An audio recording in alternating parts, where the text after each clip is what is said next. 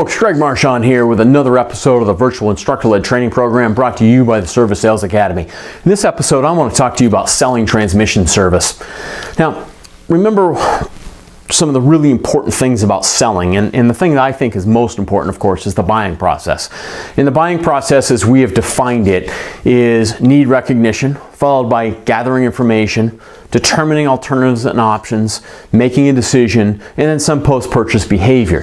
This is the process that every one of us as a customer goes through, no matter what we're buying. And it's especially important when we're selling something like a maintenance item, because here's the problem. Transmissions especially, they're kind of out of sight, out of mind, right? Most consumers get in the automobile, they have very little understanding of how that vehicle goes down the road. They start the engine, they put it in gear, and they drive away. And as long as it's running okay, we don't worry about it. So I go to sell you a transmission service, and you think to yourself right away, I don't need that, there's nothing wrong. So when it comes to the buying process, there is no need recognition. And the system is relatively simple. I mean, look, automatic transmissions are far from simple, but if we take a 60,000 foot level look at it, there's only so many things that are going to go wrong with it. And if the fluid goes bad, well, what's going to go wrong? The big problem is what's going to go wrong. Because when they do go wrong, it gets really expensive really fast. But there aren't a whole lot of little things that are going to go wrong. It's not like the cooling system, where a water pump can fail, a heated core can fail, a belt may fail, an idler pulley bearing may fail, maybe it overheats a little bit, a radiator cap fails. Well, look, if your radiator cap fails and you catch the overheating before too much damage is done, it didn't cost you a whole lot. You got away with it. Transmission, that fluid fails, it gets expensive really, really fast. You've got to get really good at selling any preventative maintenance. I want you to review the selling videos and review them on a regular basis. Look, none of them are very long. So just take one a week and review one a week. You know, that's 50 videos a year you'll get to. You know, you could even take it upon yourself to do 2 a week and get to 104 videos a year. But the more you review, the better you get at this, the more technical knowledge that you acquire, and use some of these videos for technical knowledge as well. Use Virtual Vehicle for technical knowledge. You'll eventually get to really know your stuff. And when you know your stuff, that confidence is going to come across to your customer, and they're going to buy more from you because they're going to recognize you're looking out for their best interests. And get good at using your sales tools, the video and the photos you use, the fluid comparison trays, manufacturer recommendations. When it comes to selling preventative maintenance, you've got to acquire these things sometimes first, and then you've got to use them and get really good at using them. Now let's talk about transmissions first, because there's a little bit of nomenclature here, a little bit of terminology here that I just want to make sure we understand the basics of. Now, when we talk transmission versus transaxle, think of transmission in a rear-wheel drive vehicle. This could be a truck or this could be a rear-wheel drive car, and there's no differential. Right? It's just a transmission. The differential is at the rear wheels. So there's no built-in differential.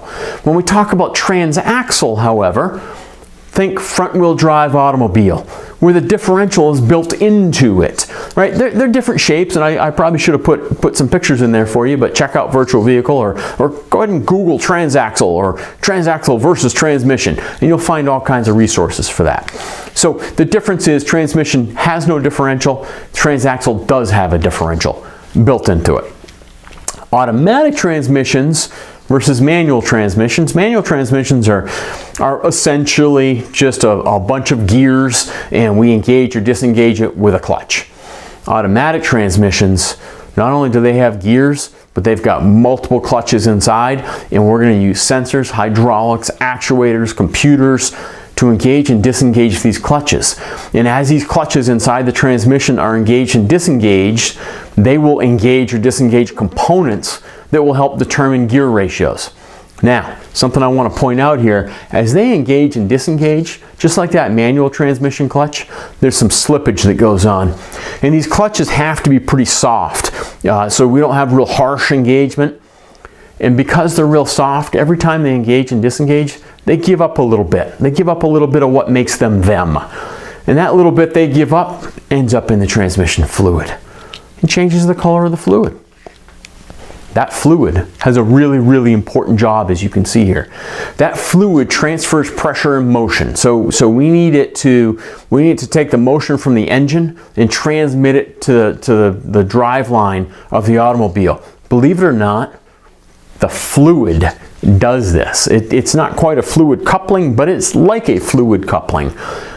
Inside the torque converter, there is fluid, and one side of the torque converter is like a fan that you've taken and plugged into the wall, into the outlet on the wall, and turned on. That would be the engine side. On the other side is a fan that's just sitting facing the fan you've just plugged in and turned on. That's the transmission side.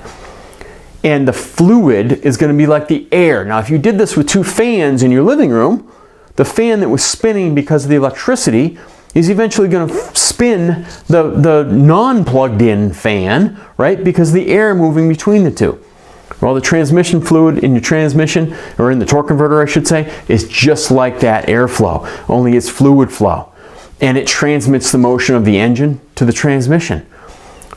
When it does that, especially if we're just sitting still, there's a lot of heat generated because you got a lot of energy coming from that engine and it's not going anywhere. And so the fluid has to take that heat and has to get rid of it. Well, if we're going down the road, yeah, there's not as much heat generated in the fluid, but it's being generated by the gears and the clutches in the transmission. And so the fluid then has to get rid of that heat. So it's got to transfer heat out of the transmission. And then remember the clutches coming apart a little bit every time they engage and disengage? Transmission fluid has to clean all that up. And then it's got to lubricate all of the stuff that's going on. Look at what the transmission fluid does. Can you imagine? I mean, that's almost as much as what the engine coolant does, right? When we saw that program. It's got a huge job to do. And therefore, the fluid's actually really, really important, right? I mean, cooling, lubricating, and cleaning alone make it important. And without fluid, we can't go anywhere. Once that fluid can actually do its job inside the torque converter, let alone the transmission, we got no go power. So this fluid is the lifeblood of that vehicle moving down the road. It's as important as anything in the engine, really. And we just treat it as fluid. Yeah, all right. I want to say something about this. Lifetime fluid. We hear lifetime fluids all the time, and you'll hear people laugh and snicker about it. Well, look, it's a little bit of a marketing ploy. The manufacturers will generally define lifetime as 100,000 miles. Now, it may vary from manufacturer to manufacturer, but if you think 100,000 miles, lifetime of the automobile, you'll be darn close. No, it's not really lifetime, right? Because most of us drive our vehicles well over 100,000 miles. And therefore, maintenance really is important. I know maintenance has kind of gone away with some of these lifetime fluids or lifetime filters, but really it's how we define lifetime. And lifetime is not your lifetime or my lifetime, or even lifetime of the automobile. Lifetime is a certain number of miles it's designed to operate. So, what about that fluid? Let's talk about flushing, because we like to use that F word, a transmission flush. Well, ma'am, I would recommend a transmission flush here. Here's the problem with flushing. You get a 150,000 mile vehicle that's never had the transmission fluid changed, there's a lot of crud going on in there. There's a lot of metal pieces in there. There's a lot of clutch material in there. There's a lot of stuff in there. If we force fluid through there and flush it, we can loosen a lot of that stuff up. And once we loosen that stuff up, not so good things can happen. It plugs orifices that don't want to be plugged. It plugs valve bodies that don't want to be plugged. It gets in the way of these solenoids that we use to shift the thing. You don't always want to flush it. All right? Drain and refill may be a better alternative. And some manufacturers do not want you to use a flush machine. Now, if you use a flush machine, I have no problems with that, as long as you're doing it on a very regular basis. Because if you're doing it on a very regular basis, beginning when the OE says you should begin to do it, 30,000 miles, 60,000 miles, 100,000 miles, whatever they recommend, and you do it on that regular basis, no problem. But a lot of vehicles with lifetime fluids, they don't want you to actually flush. They want you to drain and refill the system. So talk to your technicians about that. Check out what that specific automobile asks for and follow it. You'll avoid problems for your customer in the future. Now, transmission filters, because this fluid does this really important job, right? And it's grabbing all kinds of crud, all that clutch material and maybe some corrosion that it picked up along the way. It's got to filter all that out, because all that stuff can plug up these really, really small passageways, specifically in a part of the transmission called the valve body. Very, very critical to shifting. Now, it used to be that we would change filters and not think anything of it. A lot of these filters now consider lifetime. And so we get out of the habit of maintaining some of these filters. Check the OEM recommendations for when and if the filter should be changed, and recommend it to your customers based on the OEM specifications. All right, part of a transmission service. Let's talk about what might be included in a transmission service. The very simplest service might just be a drain and refill the transmission fluid. We take the old fluid out, we put new fluid in, all the corrosion inhibitors are back in there, all the detergents are back in there, all the lubrication properties are back. It's awesome now. All right. Other vehicles, we're not only going to drain and refill the transmission fluid, maybe we're going to flush the system, but we're also going to pull the transmission filter and replace the pan gasket and the filter.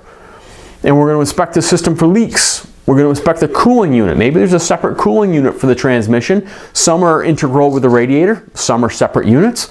Maybe we'll inspect and tighten those lines as needed. Maybe we include all of this in our transmission service.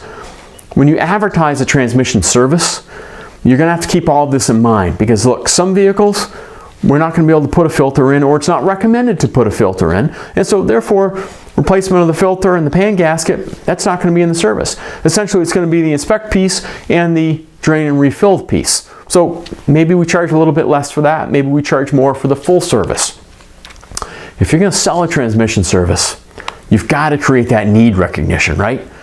And to create need recognition, we can do all kinds of different things. You've already seen how important that fluid is. Now you've got the knowledge to impart that upon the customer.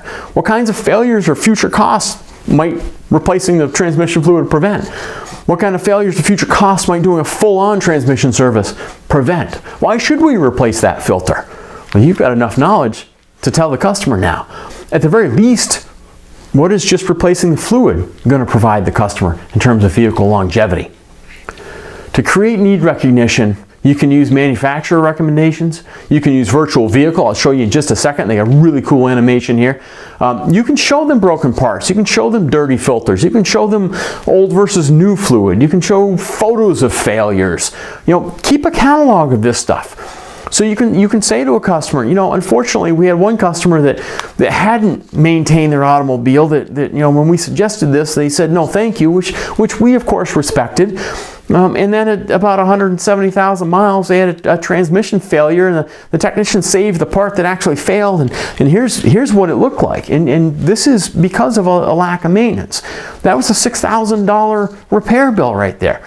So I strongly recommend, Mrs. Smith, that we do this so that you never, ever, ever see that $6,000 transmission repair bill. You can use fluid comparison trays. When it comes to fluids like this, brake fluid, transmission fluid, even coolant, this is a card rather than a tray, but take some old fluid out of that customer's automobile and take some new fluid and show them the differences. Show them how red the new fluid is and how brown or black the old fluid is. And they know clean versus dirty, right? And it makes your point. But if you have enough technical knowledge that you can explain why that fluid gets dirty. Now, I hear, and maybe it's the former technician in me that makes this rub me the wrong way, but I hear a service advisor say, yeah, your fluid's burnt, we need to replace that. It's not burnt. It's not burnt at all. If it was burnt, it would be because the transmission overheated and it's got a very specific smell to it, and there's something very specifically wrong with that whole system. Just old fluid is because of the clutch material and the worn out corrosion inhibitors that it changes that color from red to dark. And so just, you know, show the customer this is those clutches in your transmission, they wear every time that car shifts, they engage and disengage, and a little bit more of them goes away, and it affects the fluid's ability to do its job. And so let's get some new fluid in there so it's got better lubrication properties, because if we leave it like it is and it's not the lubricant that it used to be, the transmission is going to wear out even faster. And so we're accelerating the demise of the transmission. So use fluid comparison for preventative maintenance selling. It's a great tool. Use virtual vehicle. Now this animation I love, and I'll let it play for a little bit, because what we're showing here is, okay, so here's the transmission. Here we're going to drain the fluid out of it. We're going to pull the pan off. Here's the filter. We're going to replace the filter and the gasket. There's a magnet in that pan that collects any metallic debris. We put the new pieces in, we put it all back together, we fill it back up, and then we fire the whole system back up again and watch it operate. You can use this and click the buttons you see there in blue for your own education and for your customers' education. I really encourage it. It's one thing for us to talk about it. It's another thing to talk about it and be able to animate it, put a visual to it, because we can't see all this stuff without taking a customer in the shop and taking stuff apart, and we don't want to do that, right? Unless we're actually going to do the job. So take advantage of virtual vehicle. It's a great tool. And also, don't forget, when it comes to selling preventative maintenance items like this, use the MAP standards. Many of you are MAP certified. If you're not, as a TechNet shop, you have the ability to become MAP certified just by taking an online quiz. It's quick, it's easy. I strongly encourage you to do it.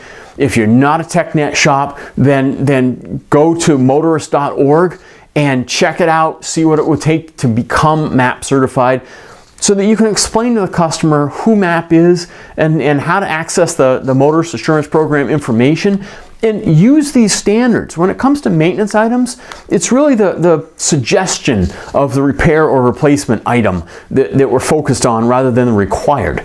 And MAP defines what we mean by this. Look, here are the reasons that we as a MAP certified repair shop are allowed to suggest this to you. The part is close to the end of its useful life, or you've asked us to do it, or look, the maintenance schedule by the original equipment manufacturers suggests that we do this, so we're suggesting it to you. Or look, our technician's got a ton of experience with this specific model, make, model, and year, and we know what goes wrong with it. And in order to keep that from going wrong, we're making this recommendation to you. All right? And look, it's always optional. You don't have to do this, but we're just going to explain to you how the system works, why it's a good idea to do this, and show you what goes wrong when things aren't done. So use those MAP standards to sell transmission services. That transmission fluid, in summary, is absolutely critical to proper transmission operation, and just the fact that it cleans, lubricates, and cools makes it really important to maintain. You now know enough to explain this to the customer. So create need recognition with the customer using your fluid comparison. Now you know why the fluid gets dark brown. Use virtual vehicle. You've seen what it could do. Use photos of failures. Use actual part failures, and explain to the customer the importance that a little bit of money now could save them a ton of money later. Okay? Folks, go check out virtual vehicle, learn as much as you can about this stuff, and get better and better at selling. And until I see you again, keep up the great work and never stop learning.